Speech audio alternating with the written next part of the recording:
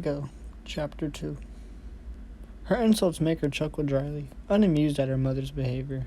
That's good. She wasn't planning to return anyways. Never. Not when that creature was stalking her.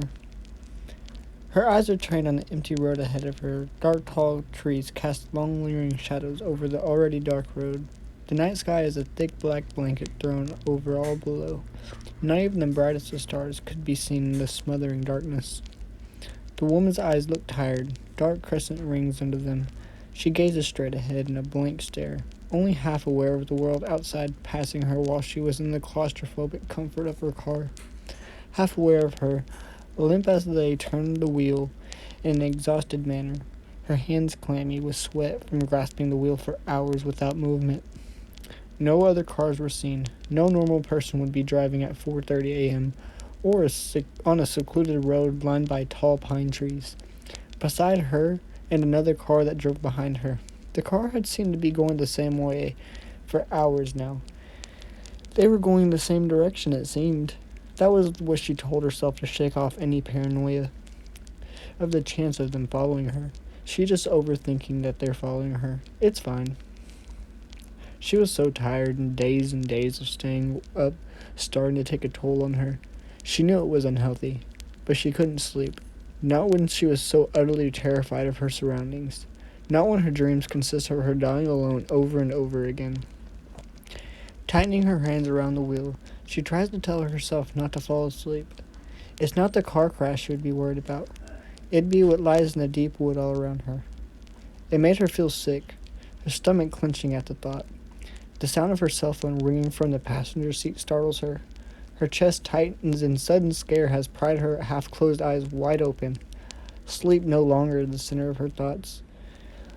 Breathing out shakily, she quickly glances at the caller ID that shows on the screen.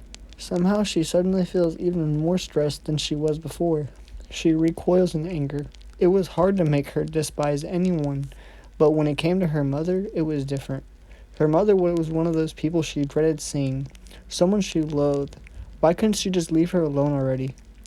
Her phone goes off again, a voicemail. Tapping the notification, she returns her hand to the wheel and listens with her eyes turned ahead. "Hey, Sky, it's me. Just calling to make sure you're alright." Her mom's voice pauses. "I'm sorry about yesterday. I just been so stressed, and you go off and say you're leaving? I know you probably ignored my call. I understand why, though. Just have a bit of common sense and call me tomorrow. Your sudden disappearance will only stress your father out more. You don't want to be the reason he died, do you? People are starting to question me." Her voice trembles. "I am really stressed, and just hurry up and come home." She hears her let out an exaggerated sigh before the message ends. It ends there. Sky feels herself frown even more. Her hands clench even tighter around the steering wheel in anger. Her hands cramping, and in a situation her mother would always blame Sky. Even if it had nothing to do with her. It was her fault. It's always her fault. Her mother likes to point fingers like a spoiled child. Nothing she does is ever wrong. It's always someone else's fault. She was always innocent. An irritating grunt eclipsed her down her turned lips. Sky turns on the radio to drown out her thoughts with music. She finds herself tapping her fingers to the soothing tunes as she briefly hopes there is a gas station somewhere up ahead. She drives on for approximately another hour until she finally spots the red and white lights at the end distance. A gas station and a hotel. Further along there was a small town. Relief fills her. She wouldn't have lasted much longer without sleep. She desperately needed the comfort of an escape. Her nightmares were more comforting than the paranoia she felt over the day. Sky pulls into the parking lot and parks. After turning the ignition off, she opens the car door to step out, sighing softly again in a bliss of finally exciting the cramped space of her car after hours of driving. Warm air immediately hits her. The small breeze was soft as it blew her tangled hair behind her as she walked to the entrance of the gas station. The sound of a bell as she pulls the glass door open. She briskly holds it open for the man entering behind her. She hears mumble, "Thank you," but she doesn't pay much attention as she walks to the cashier. Sky pulls out a crumpled $20 bill from her pocket and holds it to the cashier.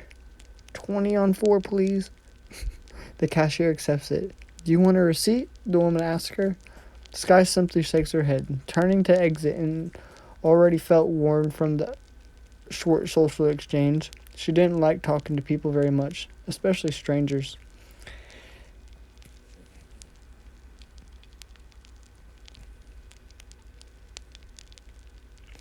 The man that she had held the door for open was standing in line behind her. His eyes seemed to follow her as she pushed the door open to leave.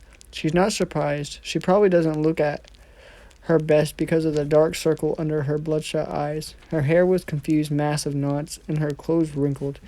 Anyone thinks she was on something or was just having a bad week. She wishes it was that simple. Sky walks back to the car, feet dragging behind her in fatigue. After inserting the nozzle to the connected pump in the car, she leans against the car and tilts her head backward. She looks up at the horizon, spotting the top of the rising sun peeking from behind the distant mountains, making every tree and hilltop look like a silhouette pressed to the brilliant yellow and blue sky. For a short moment, she feels herself relaxing, feeling somewhat content. Her eyelids feel like weights, and she yields to the feeling, fluttering them closed. She focuses on breathing and feeling gentle air brush against her skin. The heavy, lingering smell of gasoline, this distant echoing of birds chirping as if to welcome the new day. Everything seemed to be okay, and she finds herself reminiscing in the past. That was until her phone starts to go off in her jean pocket, alerting her of her caller and taking her out of her dazed state. It takes every ounce of her effort to open her eyes. She pulls her phone out to see it was her cousin, Daniel. She hesitates at first, but answers it anyways, raising the phone to her ear. Hello? Her voice is quiet, so tired. Sky, how are you doing? Missing me yet? She can practically hear the smile in his words. His voice could usually make her smile also, but she couldn't feel that anymore. She desperately searches for the old relief, but instead she felt numb, so distant from reality that she forgets to reply to him. Hello? Sky? You there?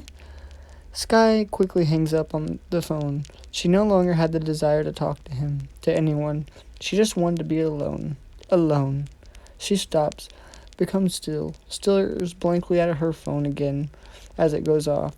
She turns it off, feels somewhat guilty for hanging up on him, then tries to remind herself that it was for his own good. She was doing the right thing by not dragging him into this. It was for the best. Once her car was done filling up with gas, she takes the nozzle out of the tank and gets ready to leave. Before she opens the car door, the empty feeling in her stomach becomes relevant to her. Maybe she will grab something to eat before she goes to the hotel across the street. Sky goes back inside to the gas station, wandering through each aisle before coming to an abrupt stop, staring down the white tiled floor where her feet were planted. What was she doing again? She stands there still in fear, trying to remember why she went back inside. The sudden memory slip scares her.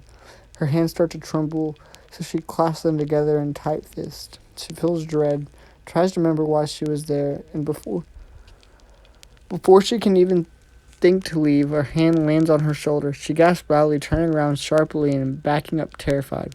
It was just the cashier. Just the cashier. Hey, are you okay? The woman asks her kindly. Would you like some water? Sky backs up to the glass door, feeling humiliated, with 3 pairs of eyes staring at her in question. Miss! She pushes the door open and rushes out. She fumbles with her keys in her hands while making her way to the car. She goes to it, almost dropping them from shaking her hands. Once she was in the car, she stares thoughtlessly down at her hands, gripping the sleeve of her coat. She felt paralyzed in her spot. Her eyes start to sting. Bending over, she hides her face in her hands and just sits there wandering off. Nothing but everything. She isn't sure how she sits there, unmoving, but she didn't care. She was being driven insane by her own thoughts.